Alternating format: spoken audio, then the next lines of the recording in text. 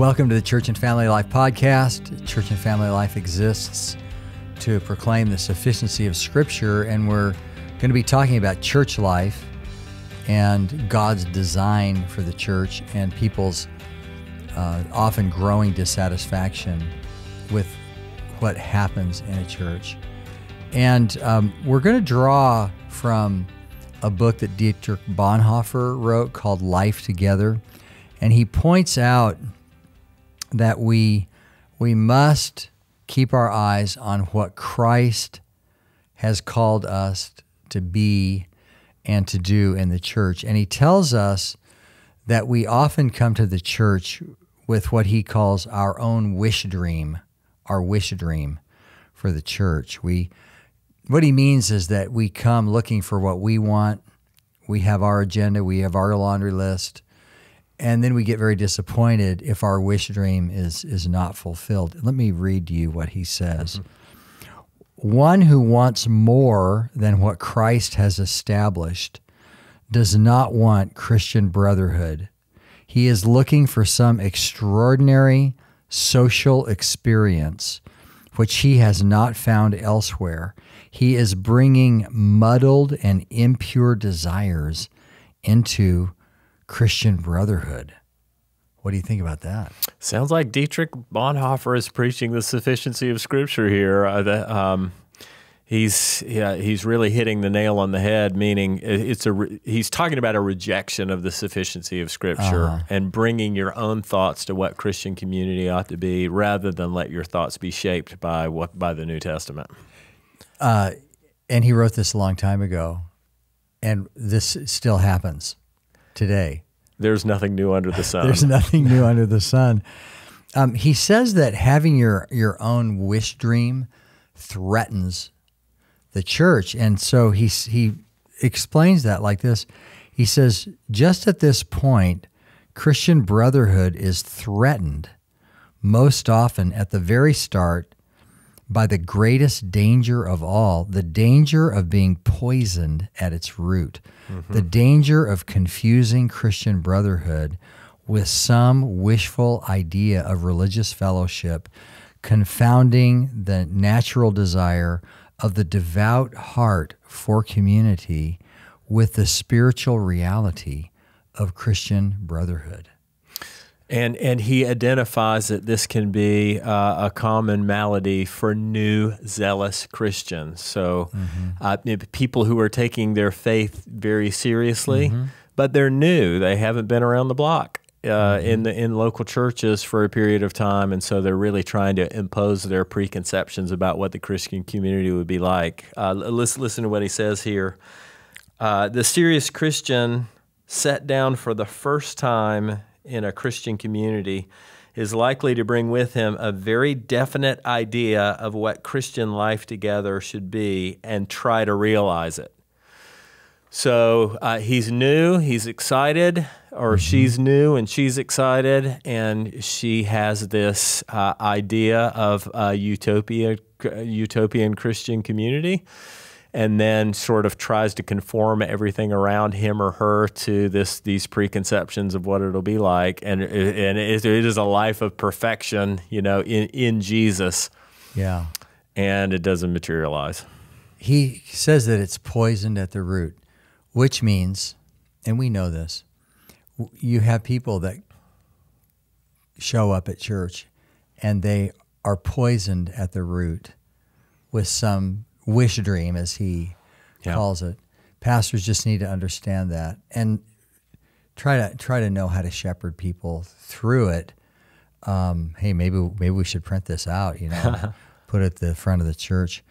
You have people, they come with a very specific thing that they want, mostly because they didn't have it before. It might be a level of fellowship. They may have been in a place where the level of fellowship in the church and true connection with people was maybe even non-existent. And they come and they are locked down to find a place where we're going to do life together. I want to be in a place where we do life together. And that's always scary because the truth is only God can do that. Yeah. Only God can open those doors. Yeah. We do want our churches to be places where people are involved in one another's lives. But when somebody says do life together, it scares me because I don't know what they mean by that. Right. Do you mean we're going to meaningfully be involved in each other's lives, or do you mean you have sort of a communal, a commune vision of what Christian community is supposed to be like, where we do everything together all the time? And that's just, that's nobody's life. That wouldn't even be healthy or good. Yeah, how do you raise your own children if you're over at somebody's house every day? So anyway, he's saying that people are poisoned at the root, but the truth is there are probably a lot of poisoned roots, and that's what Christian discipleship is. That's what preaching is for, is to begin to deal with some of those roots.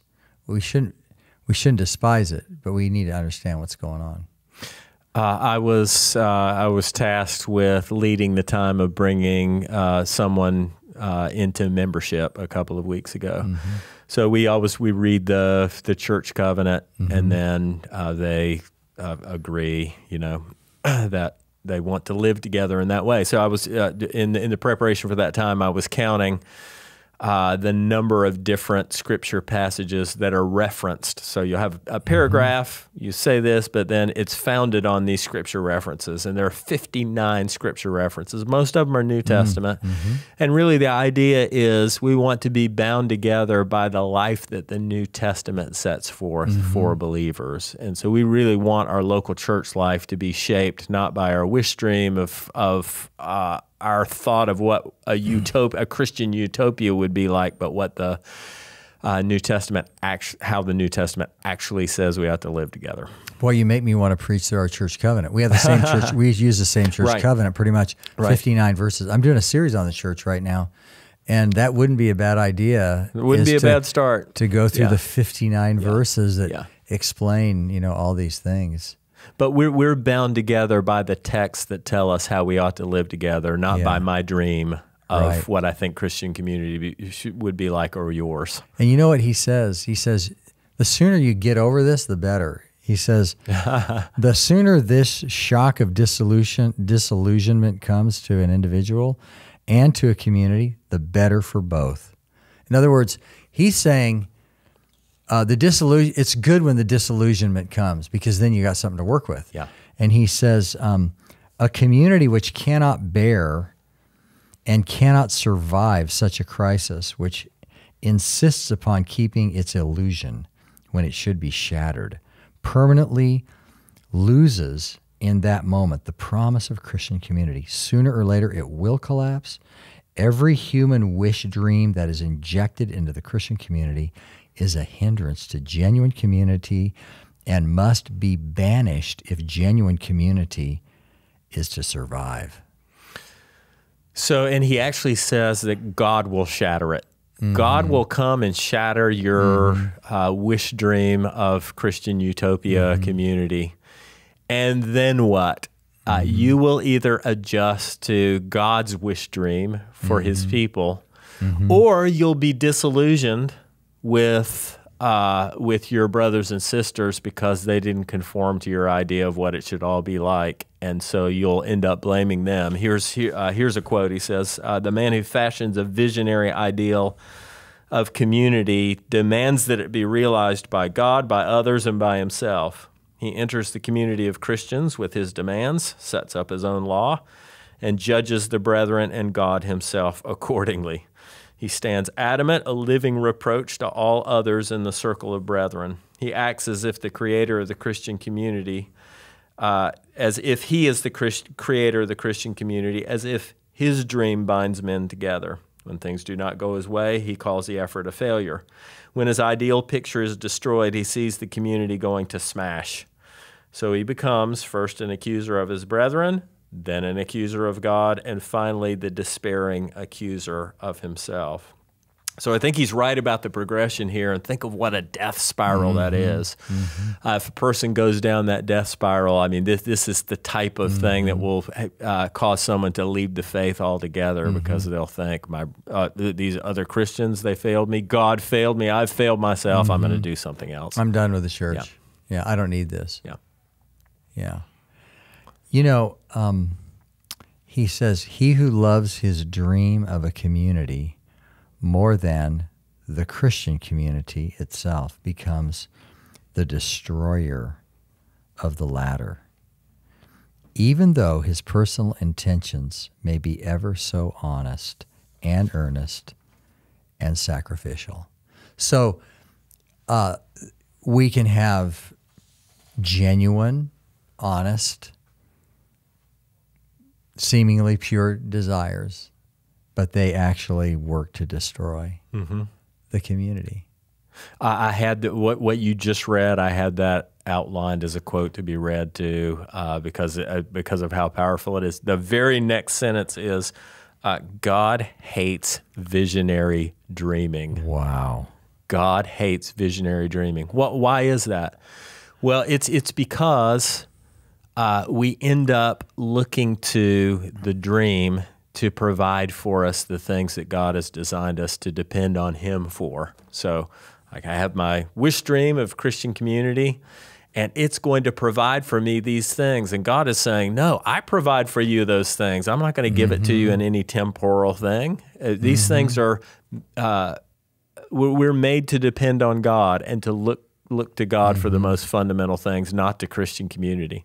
And people who depend on the things that God designed us to depend on Him for, and they transfer that to the Christian community, do end up disillusioned. This can happen in marriage too. You look to your marriage partner for the things that God ought to be providing for you, and they never measure up to that. You know, John Knox said that all inventions from the brain of man in the worship of God are idolatry. More God-hating visionary dreaming. Yeah, visionary dreaming. And, you know, visionary dreaming is what always gets the church in trouble. That's why we're advocates of the regulative principle. Only God can regulate church life. And we should just do the things that God has ordained for us to do.